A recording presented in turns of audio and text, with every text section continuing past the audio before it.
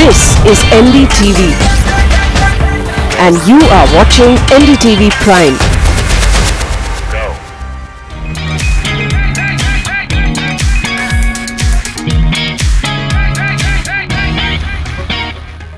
There is a lot that's happening this week in the world of wheels, and we've got it covered for you right here on CNB Bazaar Buzz. Welcome to a brand new episode. I'm Siddharth Vinayak Partnkar. We'll start by showing you what's coming up. Two big launches in the market, the new generation of the Mini Countryman and the Mercedes-AMG E36S 4MATIC Plus. A very innovative vehicle that does duty at the Bengaluru Airport. And we've got not one but 6 SUVs together to help you figure out which one works best for you.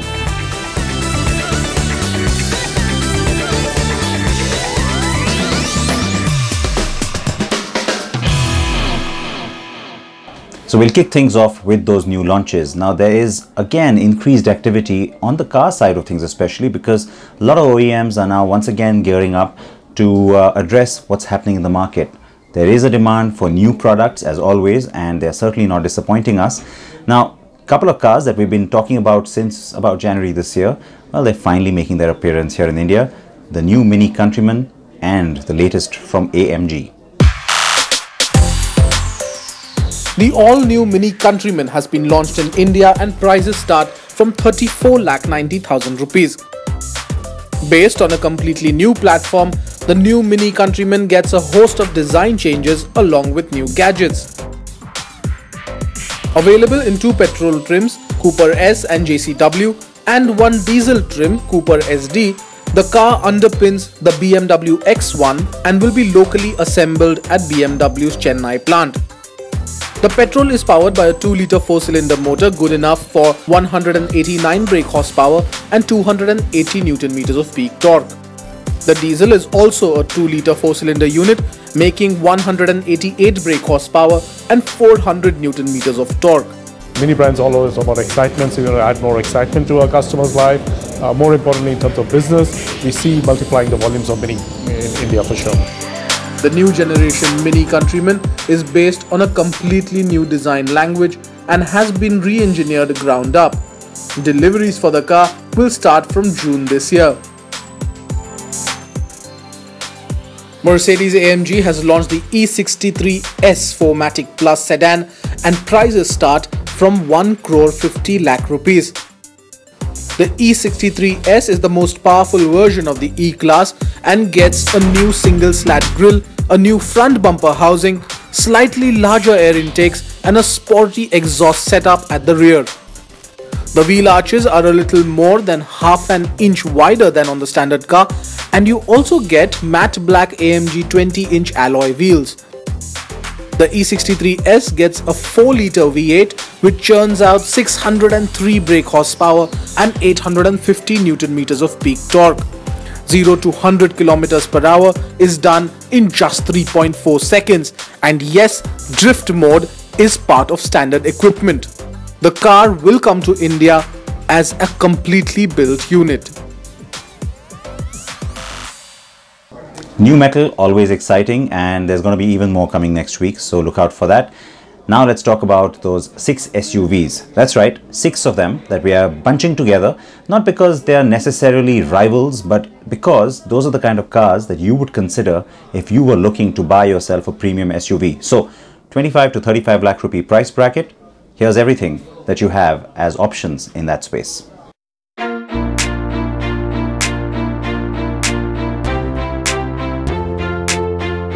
The fact that Indians like their SUVs is no longer a doubt, with an increase in awareness, availability of new models, and a rise in purchasing power. The SUV market in India is witnessing a boom of sorts. And today we have with us not 1, not 2, but 6 of these burly SUVs, which belong in the price bracket of 25 to 35 lakh rupees. Yes, 6 is a big number, but then bigger is always better, right? So 25 to 35 lakhs, thereabouts, give or take a few, and you can see the absolute wide variety of SUVs on offer. Now, very often, a lot of buyers, well, you know what, they try and compare apples to apples and sometimes apples to oranges, and that's what's happening in this space which is why we're here to try and clear up some of those doubts. So you firstly understand what it is that you're looking for, what it is that you need, and then make an informed choice. Let's go up the price ladder, shall we? We have the smallest of this lot, the muscular Jeep Compass, in its top spec variant, priced at 25 lakh rupees. It's no surprise that the Compass has become one of the popular SUVs on Indian roads today. Along with the competitive pricing, Jeep has also thrown in a good measure of performance and practicality on the Compass. And it has superb ride quality. It's also our reigning NDTV Car of the Year 2018. Now you might think that the Compass doesn't belong in this pack because, hey, it's supposed to compete with the Hexa and the XUV 500. Well, that's why we only have the top-end version here. It's either the top-end petrol automatic or, of course, the top-end diesel 4x4. So we're considering cars that are closer to that 25 lakh mark. So the Compass and the Volkswagen Tiguan do match up in terms of pricing and performance. In typical VW style, the Tiguan has a sharp design language and performance too, with a nice swell of torque coming in from 1900 RPM. There's a little bit of turbo lag, but it disappears as you work your way through the gears. Both SUVs get a bunch of features. Most noticeable, the Jeep's Select Terrain system and the Tiguan's Off-Road Mode Selector, which are kind of similar. The Compass edges the Tiguan on ride and handling and also on steering precision. So Volkswagen and frankly sister company Skoda, with their sister cars, they remember the same platform vehicles, need to start to take a nice long hard look at where the market is and what the buyer really wants. And which is why on both the Tiguan and on the Kodiaq we desperately need slightly lower placed variants. Now they don't have to be stripped down, they could still be reasonably good in terms of feature, but certainly we need to go down on the price ladder for both of them to become more significant. So from the Volkswagen Tiguan, we move on to the more premium Skoda Kodiaq and the BMW X1. The Tiguan and the Kodiaq share their diesel engine as well as their platform. So power and torque figures are similar, as is the gearbox. The Skoda decidedly feels a lot more premium. Its fit and finish is also immaculate. The Kodiaq comes in a 7-seater variant, whereas the Tiguan gets 5 seats only.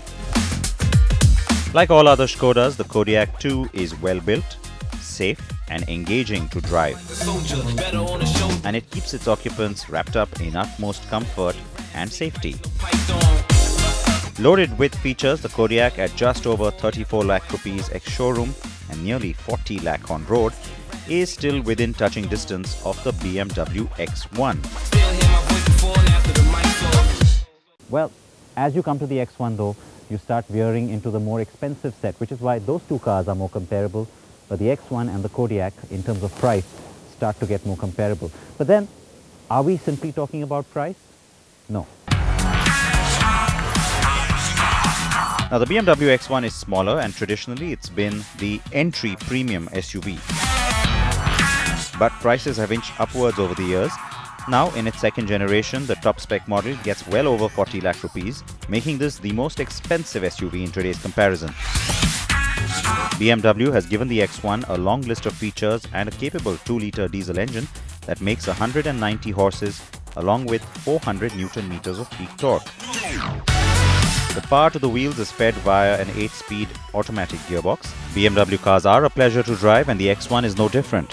The suspension is tuned for comfort and offers a plush ride while still being easy to weave around in traffic. So finally we come to the two hulks in the group, the Ford Endeavour and the Toyota Fortuner. Now these two are the quintessential big, butch and burly SUVs, and whenever you think of SUVs in India, inevitably it's these two that come to mind. So the two full-sizers, 3-row seating and 4-wheel drive as options, lots of different variants, and certainly the ones to go off-roading in.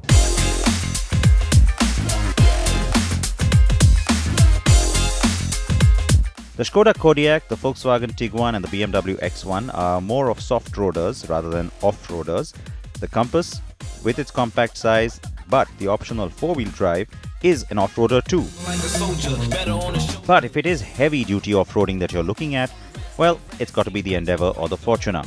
Now the Endeavour gets two diesel engines, a 2.2-litre unit and a 3.2-litre one. Needless to say, the 3.2 is the more powerful engine, making just under 200 brake horsepower, and it has a massive amount of torque, 400 Nm. The Fortuner in comparison gets a 2.7 petrol or 2.8-litre diesel engine. The Fortuner also gets both manual and automatic transmission options. Coming to the drive and the features, the Endeavour does have a touch more equipment than the Fortuner, while the Fortuner is smoother and has a refined engine. It feels a little better engineered, but the ND is better to drive and has better ride quality. So between these two, our choice has always been the Ford Endeavour. And so here we are with 6 of the best premium SUVs that India has. As I said earlier, in some cases it is an apples to apples comparison, while in some it's apples to oranges. Now the point I'm trying to make is that with so many options in the premium SUV space, it's important for you to give a thought on exactly what you want from your SUV. So if it is occasional off-roading and you have a small family, well, the Compass really works for you. If you want to go high-end and yet not flashy, and you want all the creature comforts, the features and the drive dynamics, the Kodiaq serves your purpose. But if you do have a big family, maybe a pet, and also love to off-road, then you've got to edge towards the Ford Endeavour. Alright, so which one's your favorite? We certainly told you what we think works best in that space. You can send your feedback to me and react to that story and everything else you've seen so far. But stay tuned because we've of course got a lot more coming up as well. Keep watching.